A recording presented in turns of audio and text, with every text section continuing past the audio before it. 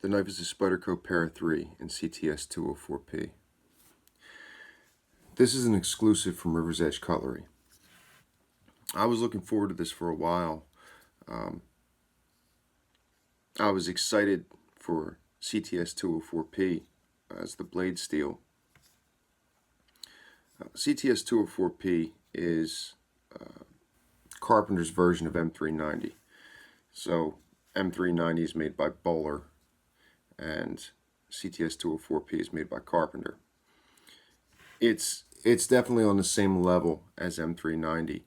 I've seen tests and testers that come out with data saying that 204P holds an edge longer than M390 by a slight margin, but I don't know if I've seen that enough to really say that I would support that idea. And the other thing is, in real world use, I don't think that you're really going to see a difference between the two steels.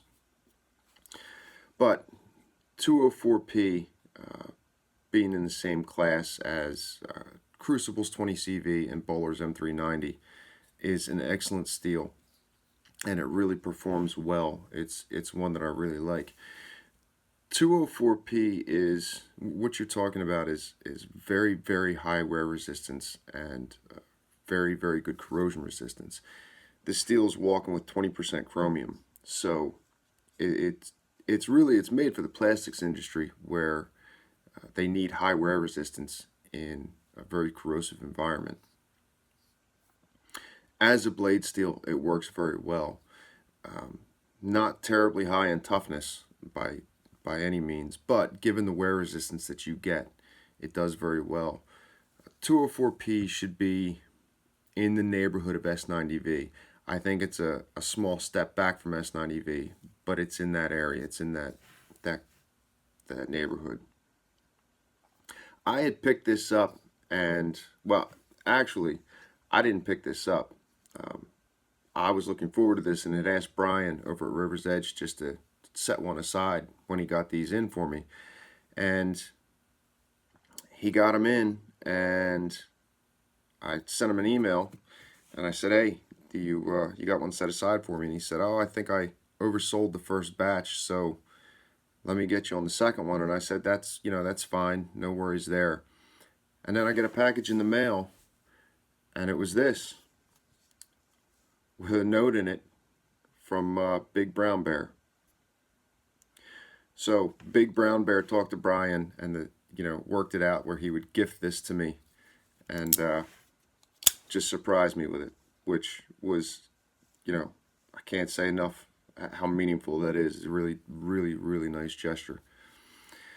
So I got the knife and I wanted to put it through some use. Brian he opted to get this coating on the blade.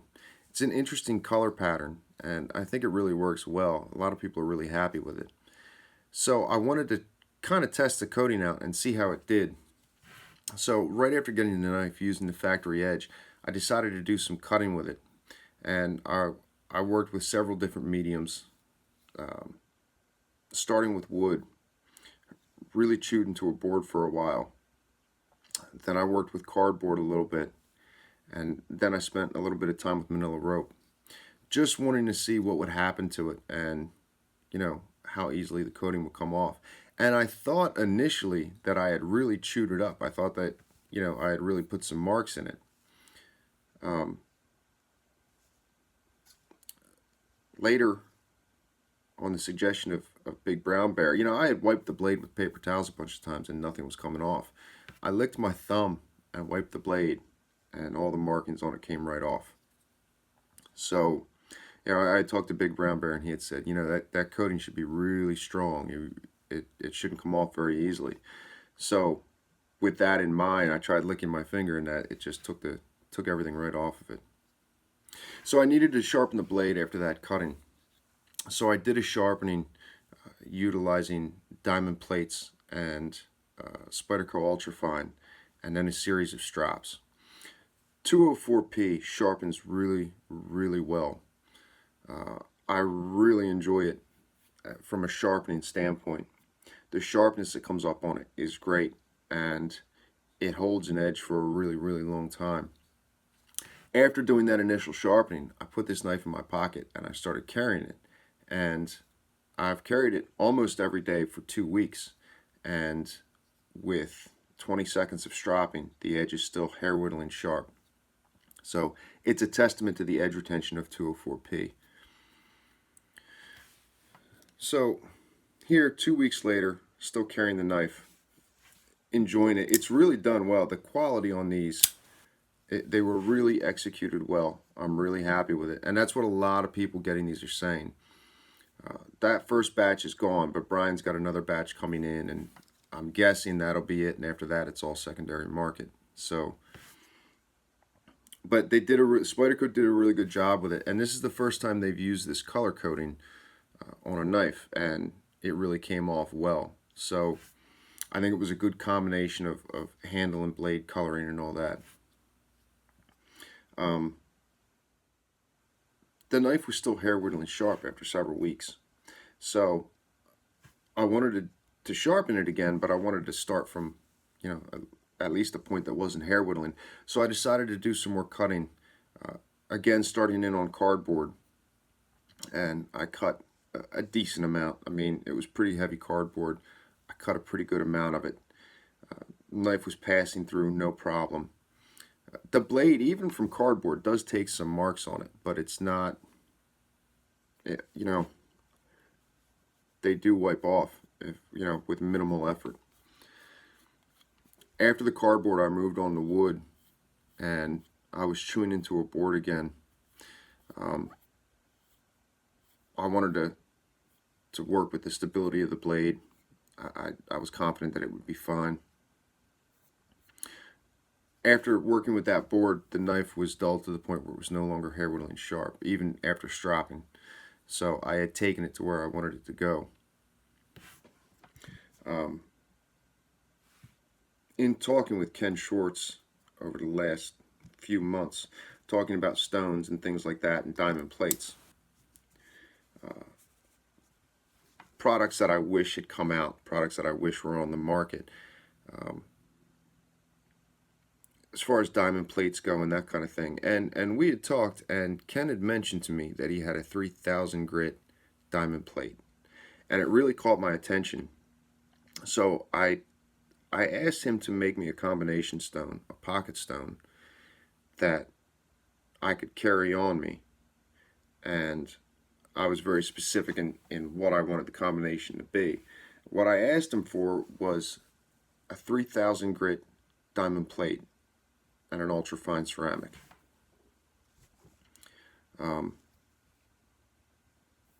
I hadn't tried Ken's 3000 grit plate, so I wasn't sure how that was going to go, and therefore I wasn't sure how the combination of the two was going to go. But I had an idea, and I was confident about it. I was confident what I was going to be coming up with. Me and Ken had talked about it. I went ahead, put in the order, and got the stone. Now, this is a little bit larger than I would do for pocket carry. I might cut an inch off for pocket carry, and maybe I'll shoot him, have him make me another one with, an inch smaller. Might be a little bit better for pocket carry, and I'll need some kind of leather carrying case for this. But 3000 grit diamond, which his 3000 grit diamond is very, very fine. It really is. I'm not sure how long the diamonds are going to stay in the setting and all that. I wanted to use this for this video and get some use in with it and see what it did to an edge. Really what I wanted this for was a pocket stone that could be used on high carbide steels, including high vanadium steels. So initially, just starting off, I needed to resharpen this knife. So I started in on a 3000 grit diamond. I worked with that. It is very fine. I wet it before using it. You don't have to. I worked with that, and I had burr formation, although it was a very controlled burr. It was very small. After the diamond side, I moved on to the ultrafine side. Now with the diamond side, before moving on, I did do several rotations just for steel removal. Because the diamonds are very small, it's not very large aggressive diamonds.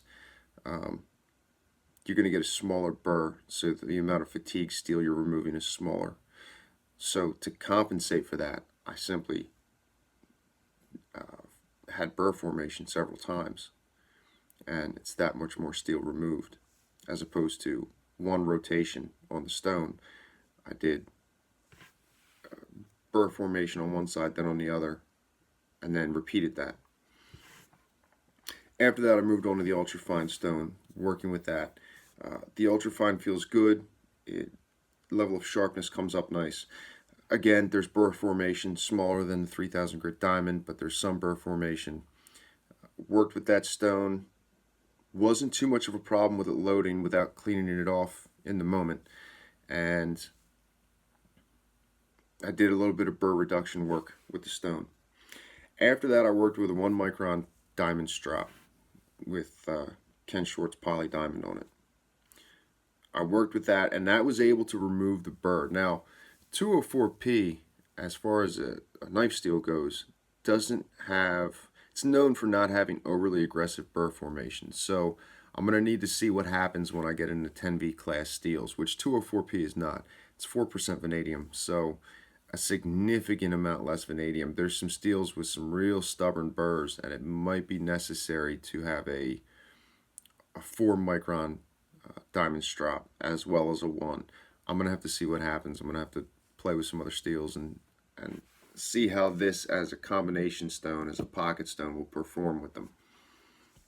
But as far as 204P goes, the 1 micron diamond strop using Ken Schwartz 1 micron was aggressive enough to remove any burr that was there, and the sharpness absolutely came up. I mean, it feels like a, I don't know, it feels like a laser, and it came up to hair whittling sharp, which is what I was looking for. So the combination stone I'm happy with. I'm looking forward to working with it more and seeing what I come up with, seeing how different steels react. The model from River's Edge Cutlery, Spyderco, was done very well. I'm very pleased with it. Again, thank you to Big Brown Bear. Can't say how much how meaningful it was for you to send this to me. Yeah, they did a great job. It's a great job with both products, and I'm very happy with both.